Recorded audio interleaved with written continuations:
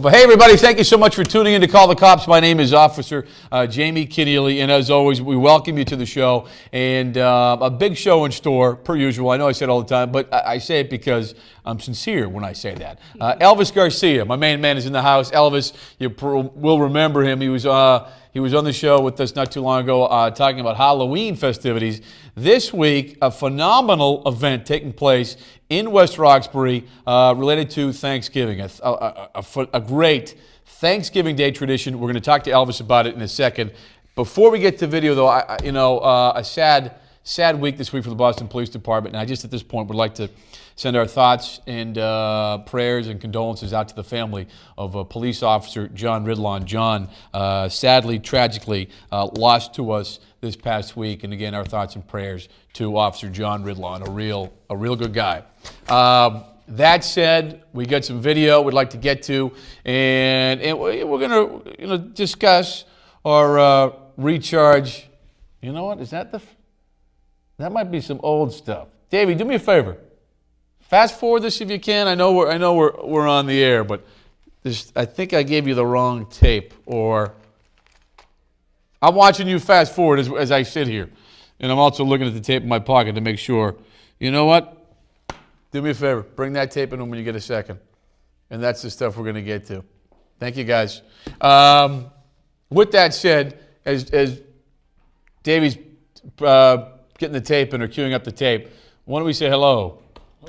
How we doing? To tonight's guest, my main man, Elvis Garcia. And David, when you're ready, just roll the tape when it's in there. I apologize. That's my mistake. Brother, thank you so much for being here. Pleasure. Always. And you can talk with me when the tape comes on.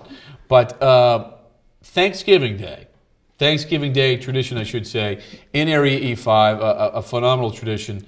Wonderful. What's going on out there?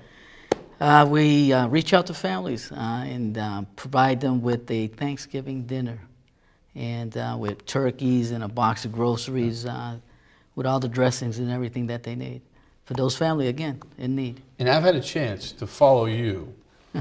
Followed you last year, followed you this year. I mean, I love it. And I got to say, too, you guys aren't the only ones doing some great stuff. I want to send a shout out to the officers from Area C6.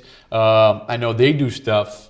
I think their last half, officers on their last half got together, pooled their resources and bought turkeys for folks in that community. Great effort there. But what's going on in West Roxbury is not only just the police officers, but it's more of a community affair. Partnership, that's very important. We can't do these things by ourselves, and it's important to have partnership with the right people. And when you got the right people, you can do anything. And just what's going on? I mean, it's just a wonderful time, just reaching out to people, loving up on people. That's what it's all about. And being in this position, being a police officer, like I said before, many, many times again, we're not usually seen on your doorstep bringing good news. Right. We usually get it's there. It's usually confrontational. Exactly. So when a police officer comes, knocks on your door with a box of groceries and a turkey, it's a wonderful feeling.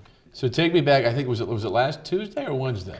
It's Tuesday, last Tuesday. Okay, so last Tuesday, community members meeting in front of Rochi's, folks from Roach Brothers, Tom Moynihan, who's the store manager, Mary Mulvey Jacobson, who's the president of the West Roxbury Business Association, Captain Hassan, Officer Elvis Garcia, Kerry Egan, Sergeant Jameson, number of different people.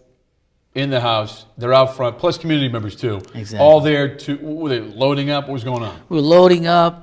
They give us a list. We go to the houses. We knock on the doors.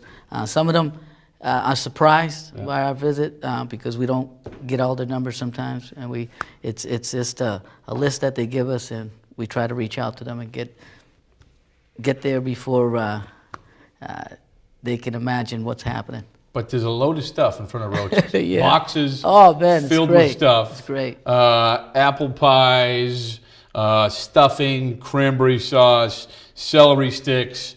You name it, it's in the there, box. it's in there. And you guys are loading boxes into the vans as well as And it was the raining turkey. that day, too. It It was for the a- second year in a row. It's like traditional. it's a care package Yeah. plus. Exactly, and that's what it's all about. It's a care package, letting the community know that we care, and not only the department, but those businesses that that are in their community that care about them, and that's Oh, Jesus important. Christ. That's very important. Davey, did we get this? I just want to see if we got it. Queuing it up. Let's see what we got. We'll jump into this and come back because we get video of you guys going around, and I want to make sure we get to that. But before that, I want to touch on the strongman competition. We discussed that. Elvis and myself, it should be noted, we're unavailable for the strongman competition. So when people kept asking, how is it that the strongman and strong women competition results came out and I couldn't find the name Elvis Garcia and or Jamie Keneally? What was the reason they couldn't find our names? Because we didn't compete. It was also, the strongman competition was also a great time. Eddie Smith, who you see here in the middle of your screen, they dedicated the Police Academy gym in honor of Eddie Smith, and they got it right. Simply put, he has helped train. That's physical ed. That's physical ed, brother. That's and right. he has been an integral part of training officers over the past 20 years.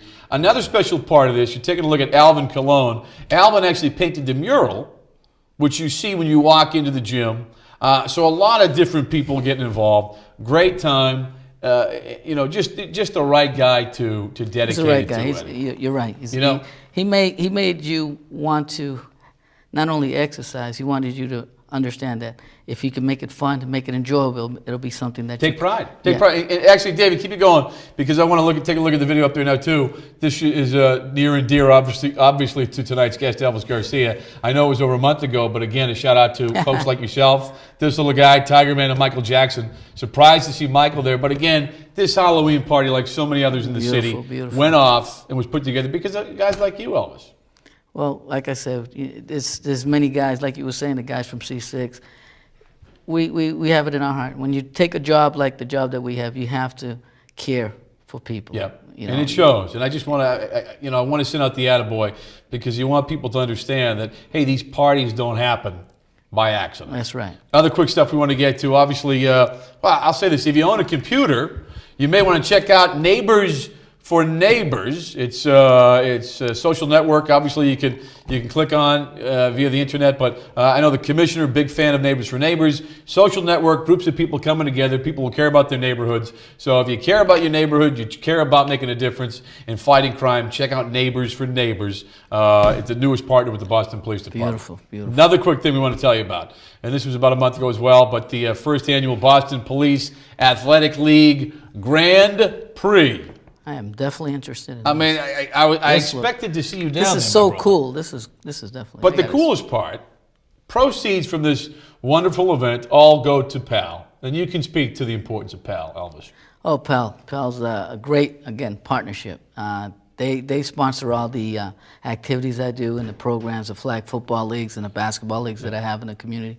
If it wasn't for PAL. And simple stuff like just somebody cutting a check for your shirts, or somebody, I know with the Junior Police Academy, kids go to the Junior Police Academy, they don't pay a dime. No. They get T-shirts, they get bags, they get pencils, they get a number of cool things. And again, these things cost money, but let's take a listen to some of the folks. We support about 5,000 kids, at-risk kids throughout the city, and we have a variety of different educational and athletic programs. We have both policemen and women volunteering their time working with at-risk kids. And in order to support these programs, we need to raise money.